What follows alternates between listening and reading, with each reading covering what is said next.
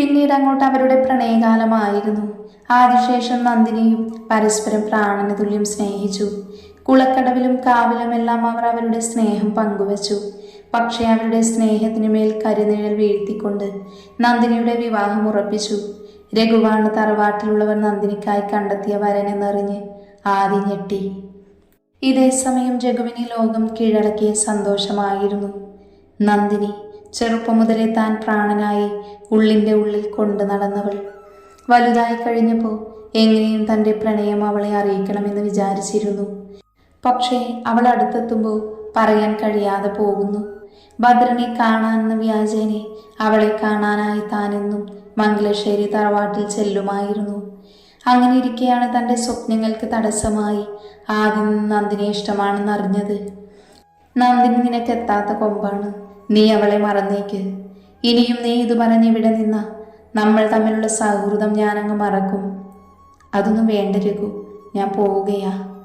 ആദ്യം വളരെ വിഷമത്തോടെ അവിടെ നിന്നും നടന്നു നീങ്ങി. ദിവസങ്ങൾ ഓടി മറഞ്ഞുകൊണ്ടിരുന്നു. ആദ്യത്തെ കാര്യങ്ങൾ കൈവിട്ടു പോകുന്നതായി തോന്നി. വിവാഹം അടുത്തതിനാൽ നന്ദിനിയെ തറവാട്ടിൽ നിന്ന് പുറത്തേക്ക് വിട്ടിരുന്നില്ല. ഓരോ ദിവസവും കാവിൽ വിളക്കി വെക്കാൻ നേരം അവൾ ആദിയെ കാത്തു നിന്നെങ്കിലും അവൻ വന്നില്ല. അങ്ങനെ വിവാഹത്തിന് തലേന്നായി മുണ്ടും നേരിയതും ചുറ്റി അവൾ കാവിൽ വിളക്കി വെക്കാനായി എത്തി. എൻ്റെ നാഗത്താന്മാരെ, ഇന്നത്തെ ദിവസം കൂടി കഴിഞ്ഞാൽ എനിക്കെൻ്റെ ആദിയേട്ടനെ നഷ്ടമാവും. എന്തെങ്കിലും പോംവഴി കാണിച്ചു തരണേ. വിളക്ക് വെച്ചതിനു ശേഷം അവൾ എന്നത്തെയും പോലെ ആദിക്കായി കാത്തിരുന്നു. ഇപ്പോഴെങ്കിലും ആദിയേട്ടനൊന്ന് വന്നാൽ മതിയായിരുന്നു, അവൾ മനസ്സിൽ പറഞ്ഞു. ചുറ്റും ഇരുൾ മൂടി തുടങ്ങിയിരുന്നു. എവിടേക്കെയോ കരിയിലകൾ ഞെരിഞ്ഞമരുന്നത് പോലെ നന്ദിനിക്ക് ഭയമായി തുടങ്ങി. അവൾ എഴുന്നേറ്റ് അവിടെ ഉണ്ടായിരുന്ന ചിരാതുകളിലെല്ലാം എണ്ണ ഒഴിച്ച് തിരിതെളിയിച്ചു. അപ്പോൾ ചുറ്റും കുറച്ചുകൂടി പ്രകാശമായി. കുറെ നേരം കഴിഞ്ഞിട്ടും ആദിയെ കാണാതായപ്പോൾ അവൾ അവിടെ നിന്നും എഴുന്നേറ്റു. നാഗത്തറയ്ക്ക് മുന്നിലായി കൈകൂപ്പി അവൾ നിന്നു. കണ്ണുനീർ നിറഞ്ഞൊഴുകി. ഇല്ല, ആദിയേട്ടനെ കൂടെ ജീവിക്കാൻ കഴിഞ്ഞില്ലെങ്കിൽ നാളെ കല്യാണ പന്തലിൽ എൻ്റെ ശവമായിരിക്കും കിടത്തുക. ഒരിക്കലും രഘുവേട്ടന് മുന്നിൽ താലി കെട്ടാൻ ഞാൻ തലകുനിക്കില്ല. ഉറച്ച തീരുമാനത്തോടെ തിരിച്ചു നടക്കാൻ ഒരുങ്ങവേ നന്ദിനിയുടെ കൈകളിൽ ഒരു പിടി വീണു. തിരിഞ്ഞു നോക്കിയ അവൾ ആദിയെ കണ്ട് സ്വയം മറന്ന് അവനെ കെട്ടിപ്പിടിച്ചു. ആദിയും അവളെ തിരികെ പുണർന്നു. ആദിയേട്ടൻ.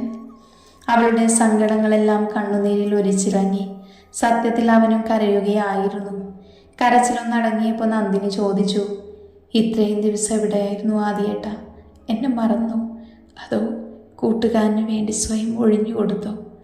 ഇന്നുകൂടി വന്നില്ലായിരുന്നുവെങ്കിൽ ഈ നന്ദിനിയുടെ ജീവനറ്റ ശരീരം ആദിയേട്ടനെ കാണേണ്ടി വന്നേനെ. ആദി വേഗം തന്നെ അവളുടെ വാപൊത്തി. ആഗ്രഹിക്കാൻ അർഹതയില്ലെന്ന് തോന്നി. അതാ സ്വയം ഒഴിഞ്ഞു മാറി നിന്നത്. പക്ഷേ നീ ഇല്ലാതെ എനിക്ക് പറ്റില്ല പെണ്ണേ. നന്ദിനി ചുണ്ടുകൂട്ടി. ആദിയേട്ടൻ ഈ നന്ദിനിയെ പറ്റി എന്താ വിചാരിച്ചത്? ഞാൻ രഘുവേട്ടന് വിവാഹം കഴിച്ച് സന്തോഷത്തോടെ ജീവിക്കുമെന്നോ? എൻ്റെ കഴുത്തിൽ ഒരു താലി വീഴുന്നെങ്കിൽ അത് ആദിയേട്ടൻ്റെ ആയിരിക്കും. ആദിയേട്ടനില്ലെങ്കിൽ നന്ദിനിയില്ല. വാ ആദിയേട്ട, നമുക്ക് എവിടെയെങ്കിലും പോകാം. ആരുടെയും കണ്ണിൽ പെടാത്തൊരിടത്ത് പോയി നമുക്ക് ജീവിക്കാം. അതേ നന്ദിനി, നമുക്കെവിടെ നിന്ന് രക്ഷപ്പെടണം. രാത്രി എല്ലാവരും ഉറങ്ങിക്കഴിയുമ്പോൾ നീ ഇറങ്ങി വരണം. ഞാൻ കുളപ്പടവിൽ കാത്തു നിൽക്കും. ശരി ആദിയേട്ട. നന്ദിനി, എന്തെടുക്കുവാ നീ? വിളക്ക് വെച്ച് കഴിഞ്ഞില്ലേ ഇതുവരെ? മുത്തശ്ശിയുടെ ശബ്ദം കേട്ട ആദ്യം നന്ദിനിയുടെ കൈകളിൽ പിടിച്ചുകൊണ്ട് പറഞ്ഞു. ഞാൻ കാത്തിരിക്കും. അവൾ പുഞ്ചിരിച്ചുകൊണ്ട് അവൻ്റെ കണ്ണുകളിൽ നോക്കി തലയാട്ടി. അവൻ വേഗം തന്നെ അവിടെ നിന്ന് ഓടിമറഞ്ഞു. നന്ദിനി തിരകെ തറവാട്ടിലേക്കും പോയി. പക്ഷേ ഇതെല്ലാം കണ്ടും കേട്ടും മറ്റൊരാൾ കൂടി അവിടെ ഉണ്ടായിരുന്നത് അവർ അറിഞ്ഞിരുന്നില്ല ആ നിമിഷം. രാത്രി എല്ലാവരും ഉറങ്ങിക്കഴിഞ്ഞപ്പോൾ നന്ദിനിയെ കാത്ത് കുളപ്പടവിൽ ഇരിക്കുകയായിരുന്നു ആദി. പുറകിൽ ആളനക്കം കേട്ടപ്പോൾ നന്ദിനിയാവുമെന്ന് കരുതി തിരിഞ്ഞു നോക്കിയ ആദി ഞെട്ടി. രഘുവും അവൻ്റെ കൂടെ 4-5 പേരുമുണ്ട്. എന്താ ആദി, രാത്രിയിൽ എന്താ ഇവിടെ ഇരിക്കുന്നത്? ആരെങ്കിലും വരുന്നത് പ്രതീക്ഷിച്ചിരിക്കുവാണോ? ഞാനിവിടെ, ആദി വിക്കി വിക്കി പറഞ്ഞു. എന്താടാ, എന്നെ നീ മണ്ടനാക്കിയിട്ട് അവളെയും കൊണ്ട് പോകാമെന്ന് കരുതിയോ? അതിന് ഞാൻ സമ്മതിക്കില്ലടാ.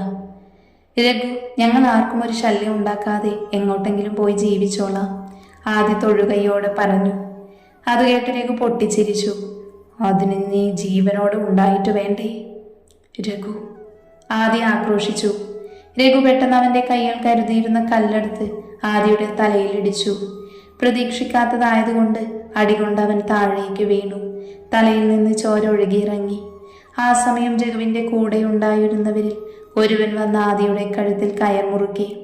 ശ്വാസത്തിനു വേണ്ടി ആദി പിടഞ്ഞു. പിടച്ചിനൊടുവിൽ ആദിയുടെ അവസാന ശ്വാസവും പോയി കഴിഞ്ഞപ്പോൾ അവൻ്റെ നിശ്ചലമായ ശരീരത്തിൽ നോക്കിക്കൊണ്ട് പുച്ഛത്തോടെ രഘു പറഞ്ഞു, ഈ രഘു എന്തെങ്കിലും ആഗ്രഹിച്ചാൽ അത് നേടിയെടുത്തേ അടങ്ങൂ. എന്നോട് ക്ഷമിച്ചേക്കട ആദി. പിന്നെ രഘു കൂടെയുള്ളവരോടായി പറഞ്ഞു, ആരെങ്കിലും വരുന്നതിന് മുന്നേ എടുത്ത് കുളത്തിലേക്ക് ഇട്ടേക്ക്.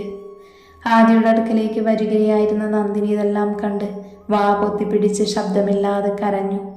തൻ്റെ പ്രാണന്റെ ചേതനയേറ്റ ശരീരം കുളത്തിലേക്ക് വലിച്ചെറിയുന്ന നിസ്സഹായതയോടെ അവൾക്ക് നോക്കി നിൽക്കേണ്ടി വന്നു. രഘുവും കൂട്ടരും കുളപ്പടവിൽ നിന്ന് തിരികെ കയറി വരുന്നത് കണ്ട നന്ദിനി അവരുടെ കണ്ണിൽ പെടുന്നതിന് മുന്നേ തന്നെ അവിടെ നിന്നും ഓടി കാവിനുള്ളിലേക്ക് കയറി. കരഞ്ഞുകൊണ്ടവൾ നാഗത്തറയ്ക്ക് മുന്നിൽ വീണു. എന്നോട് ഈ ചതി വേണമായിരുന്നു. എൻ്റെ നാഗങ്ങളെ ഒരു ദിവസം പോലും മുടങ്ങാതെ വിളക്ക് വെച്ചതല്ലേ ഞാൻ. എൻ്റെ ആദിയേട്ടൻ്റെ കൂടെ ഒരു ജീവിതമല്ലേ താൻ ആഗ്രഹിച്ചിട്ടുള്ളൂ. എന്നിട്ട് എന്നോടെന്തിനാ ഇങ്ങനെ ചെയ്തത്? എനിക്ക് ജീവിക്കണ്ട. എൻ്റെ ആദിയേട്ടനില്ലാതെ ഈ ലോകത്ത് ഞാനിനി ജീവിക്കില്ല. ഒരു വേള നന്ദുവിൻ്റെ മുഖം വലഞ്ഞു മുറുകി. എന്നെ വിവാഹം ചെയ്യാനല്ലേ ആ ദുഷ്ടൻ കൂടെ നടന്ന് എൻ്റെ ആദിയേട്ടനെ കൊന്നത്? ഈ നന്ദിനി ജീവനോടെ ഉണ്ടെങ്കിലല്ലേ അയാൾക്ക് എൻ്റെ കഴുത്തിൽ താലി കെട്ടാനാവൂ. എൻ്റെ ജീവൻ ഞാൻ നിങ്ങൾക്ക് തന്നെ സമർപ്പിക്കുകയാണ് എൻ്റെ നാഗത്താന്മാരെ. അടുത്ത ജന്മത്തിനെങ്കിലും എന്നെയും ആദിയേട്ടനെയും തമ്മിൽ പിരിക്കരുതേ. ഞാൻ എൻ്റെ ആദിയേട്ടൻ്റെ പാതിയാവാനായി വീണ്ടും പുനർജനിക്കും. നാഗദൈവങ്ങൾ സത്യമാണെങ്കിൽ സംഭവിച്ചിരിക്കും. ഇത് പറഞ്ഞുകൊണ്ട് നന്ദിനി നാഗപ്പുറ്റിനുള്ളിലേക്ക് കൈകടത്തി. നാഗത്തിൻ്റെ കടിയേറ്റ് വിഷം തീണ്ടി അവൾ അവിടെ തന്നെ മരിച്ചു വീണു. പിറ്റേന്ന് കല്യാണം നടക്കേണ്ട വീട് മരണവീടായി മാറി. രഘുവിനത് സഹിക്കാൻ പറ്റുന്നതിലും അധികമായിരുന്നു. നന്ദിനി ഒരിക്കലും മരിക്കുമെന്ന് അയാൾ വിചാരിച്ചിരുന്നില്ല. നന്ദിനി മരിച്ച 3-ാം നാള് ആദിശേഷന്റെയും മൃതശരീരം കുളത്തിൽ നിന്നും കെട്ടി. ചെയ്ത തെറ്റിന്റെ ശിക്ഷയെന്നോണം നന്ദിനിയുടെ മരണത്തിൽ സമനില തെറ്റിയ രഘു അടുത്ത ദിവസം തന്നെ ഒരു മുഴം കയറിൽ തൂങ്ങി ആത്മഹത്യ ചെയ്തു. ദത്തനിൽ നിന്നും ഈ കഥകളെല്ലാം കേട്ട് തറവാട്ടിലുള്ളവരെല്ലാം സ്തംഭിച്ചു നിന്നു. അതെ, ആദിയും ദേവനന്ദയും ആദിശേഷന്റെയും നന്ദിനിയുടെയും പുനർജന്മമാണ്.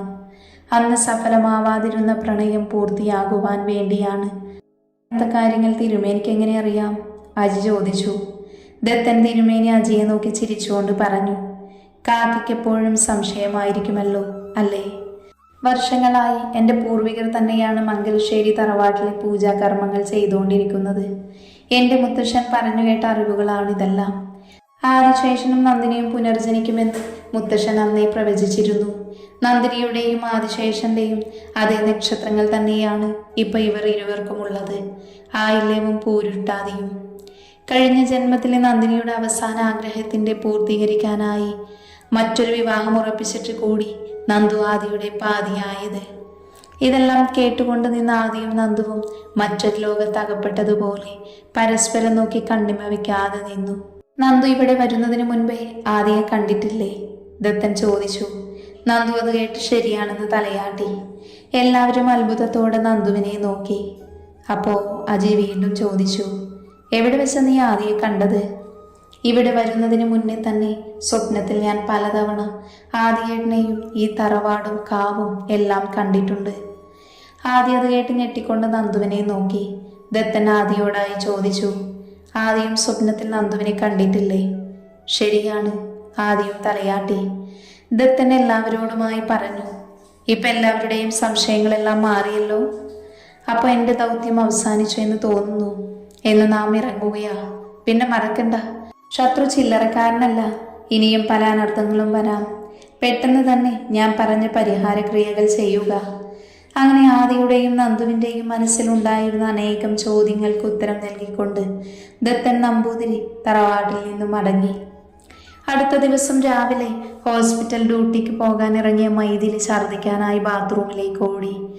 ബാത്റൂമിൽ നിന്നിറങ്ങിയ മൈഥിലി അജി ശകാരിച്ചു. ഇന്നലെ പുറത്തുനിന്ന് ഷവർമ കഴിച്ചപ്പോൾ ഞാൻ പറഞ്ഞതല്ലേ കഴിക്കേണ്ടെന്ന്. ഒപ്പം കേട്ടില്ല. അന്നേരം തന്നെ ഞാൻ വിചാരിച്ചതാ നിന്റെ വയറിന് പിടിക്കില്ലെന്ന്. അനുഭവിച്ചോ? ഇത് അതുകൊണ്ടൊന്നുമല്ല എൻ്റെ പൊന്നജിയേട്ടാ. പിന്നെ?